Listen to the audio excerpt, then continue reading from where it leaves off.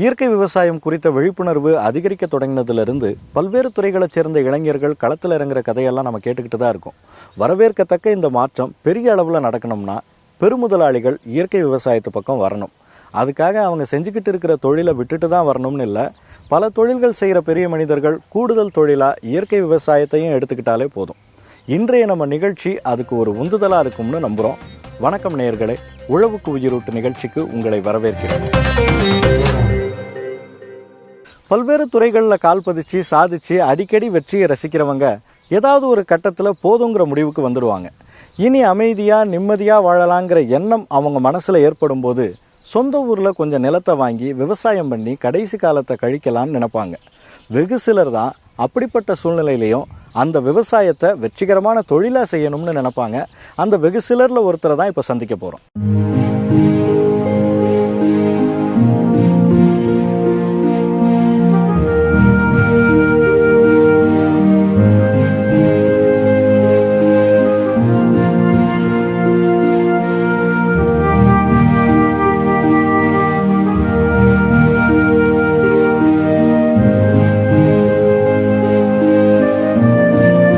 Cement தொழிற்சாலைகளில் packing and loading contract, கட்டுமான நிறுவனம், ஏற்றுமதி இறக்குமதின்னு பல்வேறு தொழில்களில் கால் பதிச்சு எல்லாத்துலேயும் வெற்றியை தன்வசமாக்கின தொழிலதிபர் தான் விஜயகுமார்.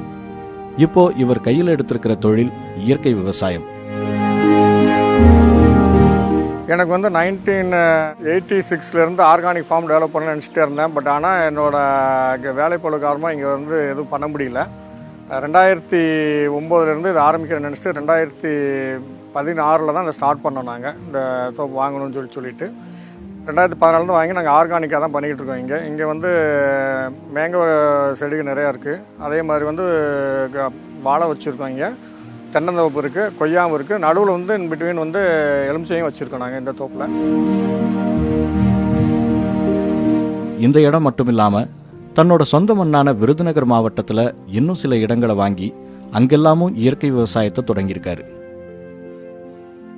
இது இல்லாமல் பக்கத்தில் ஒரு 120 ஏக்கர் வாங்கியிருக்கோம். அந்த 120 ஏக்கரில் ஒரு 40 ஏக்கர் இப்போ டெவலப் பண்ணிக்கிட்டு இருக்கோம். நாங்கள் ஆர்கானிக் ஃபார்மாக ஃபுல்லாக பண்ணணுங்கிறதுக்காக வேண்டி. ஸோ அது கொஞ்சம் கொஞ்சமாக டெவலப் பண்ணிகிட்டு இருக்கோம். அதுக்காக வேண்டி எங்களுக்கு ஆர்கானிக் ஃபார்ம் டெவலப் பண்ணணுங்கிறதுக்காக வேண்டி ஒங்கோல்லேருந்து நாட்டு பசுக்கள் கொண்டாந்து வச்சுட்டு அதிலிருந்து தான் நாங்கள் ஆர்கானிக் உரம் ரெடி பண்ணிகிட்டு இருக்கோம்.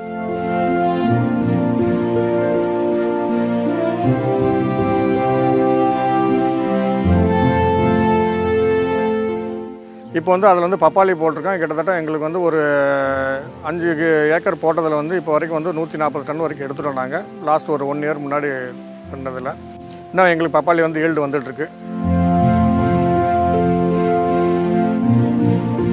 கொய்யா போட்டிருக்கோம் லாஸ்ட் இயர். நெக்ஸ்ட் இயருக்கு ஈல்டு வரும்னு சொல்லிட்டு எக்ஸ்பெக்ட் பண்ணிட்டு இருக்கோம் நாங்கள். இப்போ அது ஒன்று திருப்பி முருங்கையும் போட்டிருக்கோம். இவர் இப்படி கடகடன்னு பேசுறதுனால எல்லாமே சுலபமாக நடந்துடுச்சுன்னு நமக்கு தோணலாம். ஆனால் ஒவ்வொரு கட்டத்திலையும் அடுத்தடுத்த அடி எடுத்து வைக்கும்போது நிறைய சிரமங்களை சந்திச்சிருக்காரு. இவ்வளவு ஏன், இயற்கை விவசாயம் செய்யறதுக்காக இவர் வாங்கின இடம் எல்லாமே பல ஆண்டுகளா வறண்டு கிடந்த கருவேல காடுகள் தானா. வெறும் ட்ரை லேண்டை தான் வாங்கியிருந்தோம். அதில் பார்த்தீங்கன்னா சீம கருவேலையே தான் ஃபுல்லாக இருந்தது. அப்போ நாங்கள் என்ன பண்ணோம், ஒரு 2 இயர்ஸ் அதை எல்லாம் கிளியர் பண்ணிவிட்டு எல்லாத்தையும் இது பண்ணி ஃபஸ்ட்டு கொஞ்சம் ஏரியா தான் டெவலப் பண்ண முடியும்னு பண்ணோம். ஆர்கானிக்கை பார்க்கும்போது மேக்ஸிமம் நாங்கள் பார்த்தீங்க அப்படின்னா நெட்டில் தான் சர்ச் பண்ணிவிட்டு எந்த மாதிரி பண்ணுறாங்கன்னு சொல்லிட்டு பார்த்தோம். நம்ம இந்தியாவை பொறுத்த வரைக்கும் பார்த்தீங்கன்னா எல்லாருமே ஆர்கானிக் ஃபார்ம்னா அந்த அளவுக்கு யாருமே சஜஸ்ட் பண்ணிவிட்டு நீங்கள் பண்ணுங்க, நீங்கள் பார்த்துக்கலான்னு சொல்லி சொன்னவங்க யாருமே கிடையாது. சும்மா நான் மாட்டு சாணம் போடலாம், அதை பண்ணலாம், இதை பண்ணலான்னு சொல்லி சொன்னாங்களே. இப்போ சக்ஸஸ்ஃபுல்லாக ஒருத்தர் 2 பேர் தான் இருந்தாங்க. பட் ஆனால் எங்களோட மைண்டில் எப்படி இருந்ததுனால ஏன் கொண்டு வர முடியாதுன்னு சொல்லிட்டு ஒரு இது இருந்தது. அதனால் வேண்டி நாங்கள் என்ன பண்ணிட்டோம் அப்படின்னு சொல்லி சொன்னாங்கன்னா various different type of peoples approach பண்ணோம். நாங்கள் இங்கே எல்லாம் வெளியில் ஏன் இந்த மாதிரி பண்ண முடியுமா, பண்ணால் அது சக்ஸஸ்ஃபுல்லாக வருமா வராதா அப்படின்னு சொல்லிட்டு அது எல்லாத்தையும் விட என்னென்னா நாங்கள் இம்ப்ளிமெண்ட் பண்ணி பார்ப்போம். அதுக்கு பிறகு அவங்க சொல்கிறதெல்லாம் கேட்டுக்கலாங்கிறதுக்காக வேண்டிட்டு விட்டோம் நம்ம. ஏன்னா எல்லாம் சொல்கிறத வச்சுட்டு நம்மளும் இம்ப்ளிமெண்ட் பண்ண முடியல. இங்கே என்ன அப்படின்னா அவங்க சொன்னதை வச்சு நம்ம பண்ணணும் அப்படின்னா அவங்க சொன்னது வேறையாக இருக்குது, நம்ம செஞ்சது வேறையாக இருக்கா, இல்லை எங்கே மிஸ்டேக் ஆச்சுன்னு தெரியல எங்களுக்கு. ஸோ தட் அதனால் வேண்டி நாங்களே எங்கள் தோட்டத்திலே டெவலப் பண்ணனாங்க. ஆளாளுக்கு ஒவ்வொன்றும் சொல்கிறாங்க. எல்லாத்தையும் தலையில் ஏற்றிக்கிட்டா குழப்பந்தான் மிஞ்சும்னு புரிஞ்சுக்கிட்டு ஒரு கட்டத்தில் தானே நேரடியாக களத்தில் இறங்கிட்டாரு விஜயகுமார். அதுக்கப்புறமா சில உதவிகளும் ஆலோசனைகளும் இவரை தேடி வர தொடங்கியிருக்கு. பண்ண பிறகு இங்கே விருதுநகரில் வந்து அருள்தாஸ்னு ஒருத்தர் வந்து திடீர்னு வந்து என்னை மீட் பண்ணார். என்ன நான் இங்கே பக்கத்துலேயே இருக்கேன், என்னை விட்டுட்டு நீங்கள் எங்கெங்கேயோ போய் பார்த்துட்டு இருக்கீங்க, அதனால தான் உங்களுக்கு வந்து இவ்வளோ சஃபர் ஆகிருக்கீங்கன்னு சொன்னார். நான் சொன்னேன், நீங்கள் யாருன்னே தெரியாது, திடீர்னு வந்து என்ன பேசிகிட்டு இருக்கீங்க நீங்கள் அப்படின்னேன். இல்லை நான் பக்கத்தில் இருக்கேன், நானும் ஆர்கானிக்காக தான் நான் கொண்டு போகிறேன் அப்படின்னு சொல்லிட்டு இருந்தார். அவர் மூலியமாக தான் எனக்கு பாலிஹவுஸ் போடும்போது வந்து இந்தியன் ஹார்டிகல்ச்சர் போர்ட்லேருந்து மிஸ்டர் புஷ்பகுமார்னு ஒருத்தர் வந்து மீட் பண்ணார். அவர் என்ன சொன்னார், நான் ஃபஸ்ட்டே சொல்லிட்டேன், நான் ஆர்கானிக்காக இருந்தானே பேசுங்க, இல்லைனா வேணாம் அப்படின்னு சொல்லிட்டு. ஏன்னா இதுக்கு முன்னாடி பாலிஹவுஸ் பற்றி பேசுனவங்க எல்லாருமே என்ன சொல்லிட்டாங்கன்னா, இன்ஆர்கானிக் போங்க சார், நீங்கள் நல்லா ஏர்ன் பண்ணலாம், ஆர்கானிக் நானா இது வரைக்கும் யாரும் பண்ணதில்லை, சக்ஸஸ்ஃபுல்லாக வராது அப்படின்னு சொல்லிட்டாங்க. ஸோ அப்போ அவர் வந்து கொஞ்சம் இன்ட்ரெஸ்ட்டாக சொன்னதுனால சரின்னு சொல்லிட்டு அவரை வச்சுட்டு நம்ம ஸ்டார்ட் பண்ணலான்னு சொல்லிட்டு ஆர்கானிக் ஃபார்மிங் இது பண்ணணும்னு சொல்லிட்டு பண்ணோம். பெரிய மனுஷன் ஒருத்தர் இயற்கை விவசாயத்தில் இவ்வளவு ஆர்வமாக இருக்காருன்னு தெரிஞ்சு வல்லுநர்கள் பலர் தேடி வந்து ஆலோசனைகள் சொல்ல அதையெல்லாம் கேட்டு இயற்கை விவசாயத்தை இன்னைக்கு சிறப்பாக செஞ்சுக்கிட்டு இருக்காரு விஜயகுமார். இயற்கை உரங்களையும் பூச்சி விரட்டிகளையும் கூட தன்னுடைய நிலத்திலேயே தயாரிக்க ஆரம்பிச்சிட்டாரு. எங்ககிட்ட பசுமாடுகள், ஒங்கோல் பசுமாடுகள் இருக்குது. எங்ககிட்ட வந்து ஒரு 20 பசுமாடு வச்சுருக்கோம். அதில் இருக்கிற பாலை வச்சுட்டு நாங்கள் தயிர், மோர், வெண்ணெய் எடுத்து நெய் எடுத்து வச்சுக்கிறோம். நாங்கள் அதிலே பஞ்சகாவியை பண்ணுறோம். பஞ்சகாவியா பண்ணி அதோட பஞ்சகாவியை தான் நாங்கள் ஸ்ப்ரே பண்ணுற உரத்துக்கு பதில். அது இல்லாமல் வந்து அமிர்த கரைசல், ஜீவாமிர்தம், கனஜீவாமிர்தம் அது எல்லாமே எங்கள் தோட்டத்தில் நாங்கள் எல்லாத்தையுமே பண்ணிடுறோம். நாங்கள் அதனால் வேண்டி எங்களுக்கு உர மேலாண்மை வந்து எங்ககிட்ட இருக்கிறதுனால வெளியிலேருந்து நாங்கள் எதுவும் வாங்குறது கிடையாது. இதே இப்போ கொடுத்துட்டு நாங்கள் எல்லாத்தையுமே கொண்டு வந்துடுறோம். பூச்சி மேலாண்மைன்னு சொல்லிட்டு பார்த்திங்க அப்படின்னா எங்களுக்கு ரோட்டு ஓரங்க எல்லா இடத்துலையுமே பார்த்திங்க அப்படின்னா அகத்தியும் ஆமணக்கு நிறைய போட்டு வச்சுருக்கோம் நாங்கள்.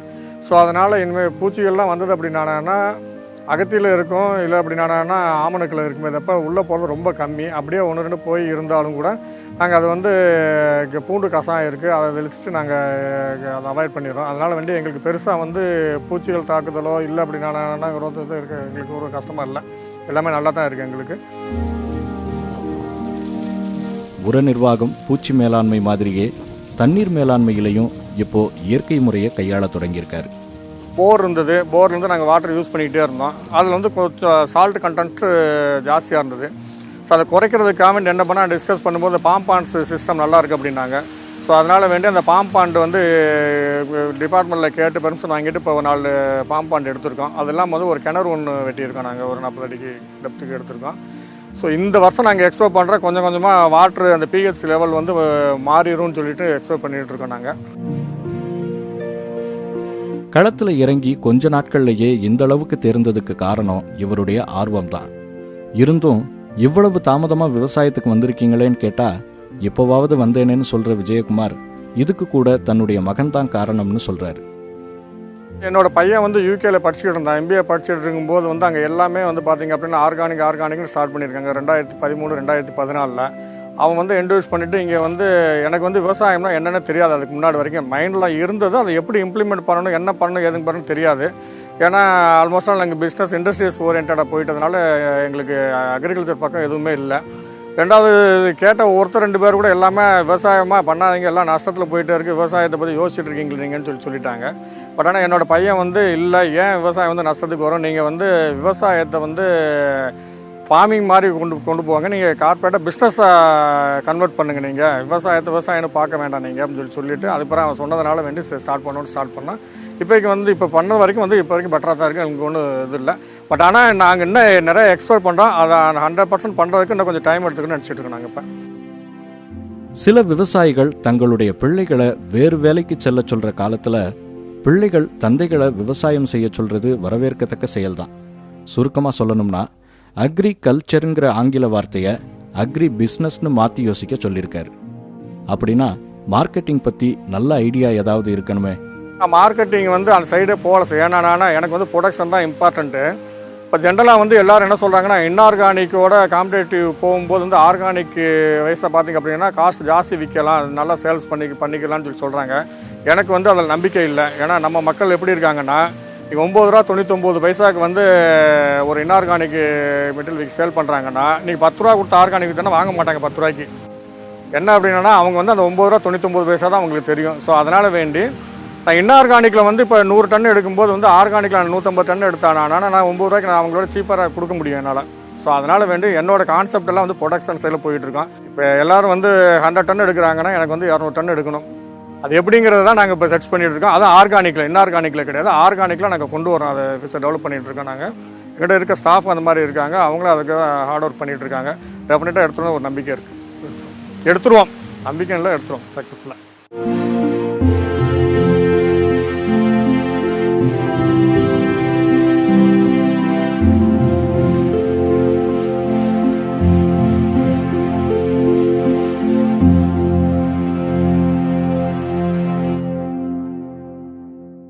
மாறுகிற சூழ்நிலைக்கு ஏற்ப விவசாயத்தையும் மாற்றலைன்னா விவசாய தொழில் லாபகரமாக இருக்காது. இன்றைக்கி விவசாய வேலைகள் செய்யத்தான் ஆட்கள் கிடைக்கலன்னு தேடிக்கிட்டு இருக்கோம். வருங்காலத்தில் விவசாயம் செய்யவே ஆட்கள் கிடைக்கலன்னு தேட வேண்டிய சூழ்நிலை ஏற்பட்டுரும். இன்றைக்கி சிலர் நவீன தொழில்நுட்பங்கள் மூலமாக ஆட்கள் தேவையை குறைச்சிருக்காங்க, சிலர் ஆட்களே தேவையில்லைங்கிறாங்க. போன செக்மெண்ட்டில் நாம் பார்த்த விஜயகுமாருடைய தோட்டத்தில் இருக்கிற ஃபுல்லி ஆட்டோமேட்டட் பாலி ஹவுஸை பார்த்தா உங்களுக்கே புரியும்.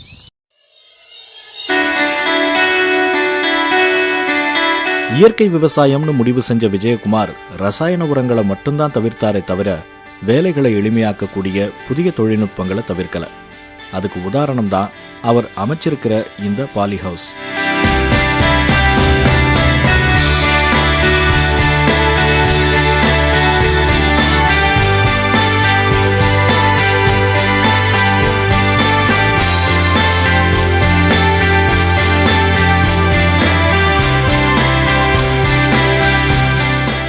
ஒரு விஷயத்தை தொடங்குறதுக்கு முன்னாடி அதுல வெற்றி அடைய என்ன வழின்னு யோசிக்கிறத விட தோல்விக்கான வாய்ப்பு ஏதாவது இருக்கான்னு தெரிஞ்சுக்கிறது தான் ரொம்ப முக்கியம். பாலி ஹவுஸ் விஷயத்துல விஜயகுமாரும் அதை தான் செஞ்சிருக்காரு. எங்கெங்க ஃபெயிலியர் ஆக்சுவலுக்கு சர்ச் பண்ண சொன்னோம், கொஞ்சம் பார்த்தோம். நாங்கள் மேக்ஸிமம் ஃபெயிலியர்ஸ் எல்லாம் பார்த்தீங்க அப்படின்னா ஆர்கானிக் ஃபார்மாக பண்ணுறாங்க. பட் ஆனால் எங்கே வந்து ப்ராப்ளம் வந்தது அப்படின்னு சொல்லி சொன்னானா, ஈவன் தோ அவங்க இன்ஆர்கானிக் பண்ணினாலும் கூட க்ளோஸ்டு சர்க்கியூட்டில் வந்து பண்ணுறாங்க பாலி ஹவுஸ்குள்ளே.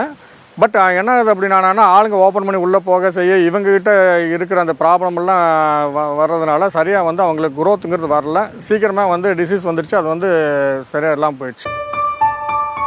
அதனால தான் ஃபுல்லி ஆட்டோமேட்டட் பாலி ஹவுஸ், அதாவது விதைப்பு அறுவடை ரெண்டையும் தவிர மற்ற எந்த வேலைக்காகவும் ஆட்கள் உள்ள போக தேவையில்லாத மாதிரி ஒரு பசுமை குடில் அமைக்கணும்னு முடிவு செஞ்சார். அந்த அமைப்பை நாமளும் பார்க்கலாம்.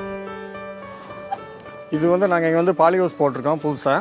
இந்த பாலி ஹவுஸ் எப்படி அப்படின்னு சொல்லிட்டு பார்த்தோன்னா உங்களுக்கு ஐசி யூனிட்டில் இருக்கிற மாதிரி வந்து 2 டோர் இருக்கும். ஒரு டோர் வந்து இங்கே வெளியில் இருக்கும், உள்ளே வந்த உடனே இன்னொரு டோர் ஸ்லேட்டிங் டோர் ஒன்று போட்டிருக்கோம். நாங்கள் இந்த ஸ்லேட்டிங் டோர் ஆல்வேஸ் எப்போ இந்த 2 டோர் வந்து எங்களுக்கு வந்து க்ளோஸில் இருக்கணும். மொத்தத்துக்கு உள்ளே வந்து எந்த ஒரு டிஸ்டர்பன்ஸும் இருக்கக்கூடாது. டெம்பரேச்சர் கண்ட்ரோலுக்காக வேண்டி எல்லாம் பேக்கிங் போட்டுன்னு இருக்கோம். இந்த பேக்கிங் எப்படி ஒர்க் பண்ணுது அப்படின்னா ஃபுல் ஆட்டோமேஷனோடு பண்ணியிருக்கோம். நாங்கள் அங்கே ஆட்டோமேட்டிக் கண்ட்ரோல் பாக்ஸும் இங்கேயே இருக்குது. இது வந்து என்னென்னா உங்களுக்கு டோட்டலாக வந்து டெம்பரேச்சரை கண்ட்ரோல் பண்ணிக்கிட்டே இருக்கும். நாங்கள் ஃபிக்ஸ் பண்ண டெம்பரேச்சருக்கு மேலே போகும்போது ஆட்டோமேட்டிக்காக பேக்கிங் ஆகும். பேக்கிங் ஸ்டாப் ஆன உடனே உங்களுக்கு 2 ஃபேனும் ரன் ஆக ஆரம்பிச்சிடும். அப்போ 2 ஃபேனை எதுக்கு ரன் கொடுத்துருக்காங்க அப்படின்னு சொல்லி சொன்னால் ஈவனாக வந்து டெம்பரேச்சர் மெயின்டைன் ஆகிக்கிட்டே இருக்கணுங்கிறக்காக வேண்டி அந்த இது கொடுத்துருக்கோம். நாங்கள்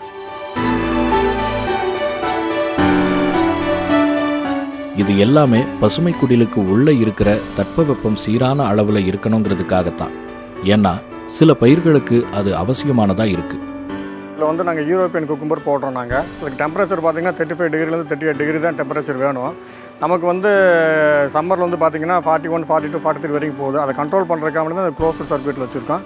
ரெண்டாவது வந்து பார்த்திங்கன்னா ஈல்டு வந்து ஓப்பன் இதை விட வந்து பாலி ஹவுஸில் போடும்போது வந்து பார்த்திங்க அப்படின்னா கிட்டத்தட்ட ஒரு 5 டைம்ஸ் ஜாஸ்தியாக வரும். ஸோ அதனால தான் நாங்கள் வந்து இதை செலக்ட் பண்ணி யூஸ் பண்ணியிருக்கோம். நாங்கள் இப்போ இதெல்லாம் வந்து இப்போ அட்வான்ஸாக வந்து பார்த்திங்க அப்படின்னா பிரிஞ்சால் அண்டு மிர்ச்சீஸ் இதெல்லாம் கூட பிளான் பண்ண பாலி ஹவுஸ்குள்ளே போடுறதுக்காக வேண்டி சொல்லிட்டு அதெல்லாம் வந்ததுனால ஈல்டு ஜாஸ்தியாக வரணும்னு எக்ஸ்பெக்ட் பண்ணுறோம். நாங்கள்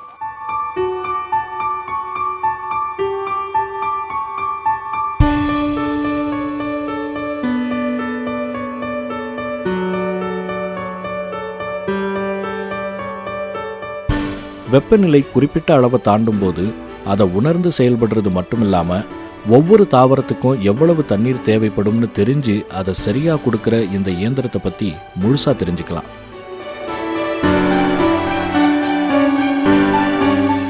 வாட்டர் மேனேஜ்மெண்ட்லேருந்து பவர் சப்ளைலேருந்து எல்லாமே இது பண்ணலாம். அந்த மேன் பவர் ரொம்ப கம்மியாக பண்ணிக்கலாம்னு ஃபியூச்சர்னு சொல்லி சொன்னாங்க. ஸோ அதனால் வேண்டி இது ஆர்டர் பண்ணி நாங்கள் வாங்கினோம். இதோட ஒர்க் என்ன அப்படின்னு சொல்லி சொன்னாங்கன்னா, இப்போ நான் எங்களுக்கு பாலி ஹவுஸ்க்காக இருந்தாலும் சரி, எங்களோட மேங்கோ கார்டனுக்கு இருந்தாலும் சரி, இங்கேருந்து வாட்டர் போகும்போது பார்த்தீங்கன்னா ஒரு செடிக்கு வந்து எவ்வளவு கிராப் வந்து டெய்லி வாட்டர் வேணுமோ அவ்வளோ மாத்திரம் தான் போகும். இப்போ எங்களுக்கு வந்து பார்த்திங்க அப்படின்னா 2 டைம்ஸ் மார்னிங் ஒரு 20 மினிட்ஸ், ஈவினிங் ஒரு 20 மினிட்ஸ் தான் அது ரெண்டும் ஆன் ஆகும். இந்த ஆன் ஆனோட என்ன ஆகும் அப்படின்னா, காலையில் வந்து ஒரு 20,000 லிட்டர்ஸ் வாட்டர் போகும், ஈவினிங் வந்து ஒரு 20,000 லிட்டர்ஸ் வாட்டர் போகும். எங்களுக்கு டோட்டலாக 50 சென்ட்டுக்கு ஒரு 8,000 சீட்ஸ் இருக்குது எங்களோட யூரோப்பியன் குக்கும்பருக்கு. டோட்டல் அவ்வளோதான், அதுக்கு மேலே வாட்டர் எடுத்துக்கிறாரு.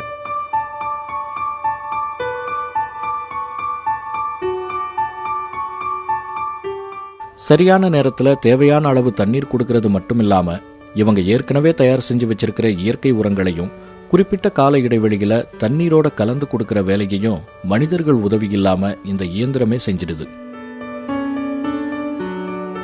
ஆர்கானிக் ஃபெர்டிலைசர்ஸ் வந்து இதுக்கு பின்னாடி வந்து வாட்டர் டேங்க் வச்சுருக்கோம். நாங்கள் டேங்க்கில் வீக்லி ஒன்ஸ் வந்து பார்த்திங்க அப்படின்னாங்கன்னா நாங்கள் எல்லாத்தையுமே வந்து பஞ்சகாவியம், அமிர்த கரைசல் இது எல்லாத்தையும் அதை ஃபில் பண்ணி வச்சுருக்கோம் நாங்கள். ஸோ அதிலேருந்து பார்த்திங்க அப்படின்னா எவ்ரி ஆல்டர்னேட்டிவ் டேஸ் வந்து பார்த்திங்கன்னா வந்து 100 to 200 லிட்டர்ஸ் வந்து இந்த 20,000 லிட்டர்ஸ் வாட்டர் வந்து மிக்ஸ் ஆகி போயிடும். அது ஆட்டோமேட்டிக்காக வந்து அதுவே எடுத்துக்குவோம். இங்கே பின்னாடி இருக்குது இதில் அந்த சிஸ்டத்துலேயும். ஸோ அதுலேருந்து ஆட்டோமேட்டிக்காக அந்த எடுத்துக்கிறோம். எங்களுக்கு வந்து மேன் பவருக்கு ஒன்றும் ப்ராப்ளமே கிடையாது. ஒன் சைட் ஃபில் பண்ணி வச்சாச்சுன்னா. அது இல்லாமல் பார்த்திங்கன்னா உள்ளே இருக்க டெம்பரேச்சர் கண்ட்ரோல் இருக்கனால அது ஆட்டோமேஷனுங்கனால என்ன ஆகுதுன்னா எவ்ரி வந்து நாங்கள் ஒரு 15 to 20 மினிட்ஸ்க்கு கண்ட்ரோல் பண்ணி வச்சுருக்கோம். 20 மினிட்ஸ் ஒன்றோட எப்போ வந்து டெம்பரேச்சர் வந்து 35 to 38 போகுதோ ஆட்டோமேட்டிக்காக பார்த்திங்க அப்படின்னா ஃபேகர்ஸ் ஆன் ஆகிரும். அதோட ஒர்க் வந்து இது ஈஸியாகிடுது. நம்ம மேனுவலாக ஆன் பண்ண வேண்டிய எந்த ஒரு நெசசிட்டியும் கிடையாது. அதனால் வந்து எங்களுக்கு கிராப் மேனேஜ்மெண்ட் சிஸ்டத்து பார்த்திங்கன்னா ரொம்ப பெட்டராக இருக்குது. எங்களுக்கு வந்து ஃபீல்டும் அதுக்காக வருது. எங்கேயும் மிஸ்டேக் நடக்கும். மேனுவல் மிஸ்டேக்குங்கிறது இல்லாமல் நம்ம பண்ண முடியுது எங்களால்.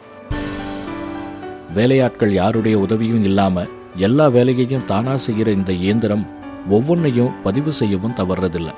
நீண்ட இடைவேளைக்கு பிறகு தோட்டத்துக்கு வரும்போது எந்த சமயத்தில் எவ்வளவு தண்ணீர் பயிருக்கு போயிருக்கு, எவ்வளவு உரம் போயிருக்குன்னு கூட தெரிஞ்சுக்கலாம்.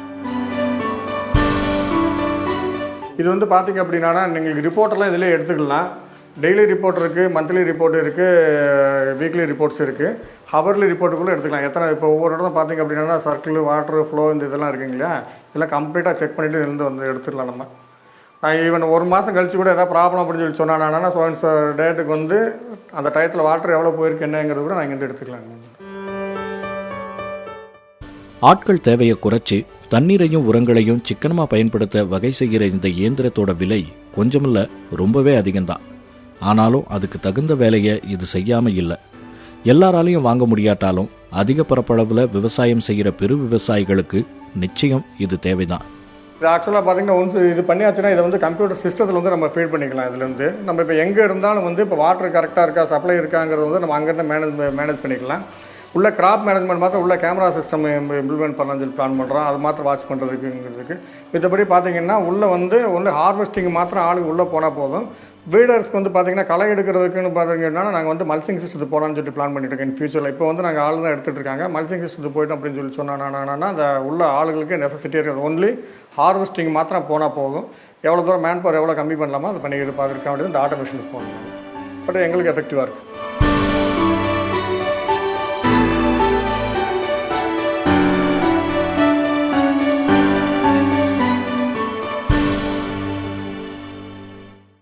கால மாற்றத்துக்கு ஏற்ற மாதிரி பல்வேறு துறைகளை போல விவசாயத்துறையிலையும் நிறைய புது புது தொழில்நுட்பங்கள் வந்துக்கிட்டு தான் இருக்குது. அதில் நமக்கு எது தேவைங்கிறத நாம தான் தேர்ந்தெடுத்து பயன்படுத்தணும். அது நம்ம கையில் தான் இருக்குது. மற்றொரு உழவுக்கு உயிரூட்டு நிகழ்ச்சியில் சந்திக்கலாம் நேயர்களே. நன்றி.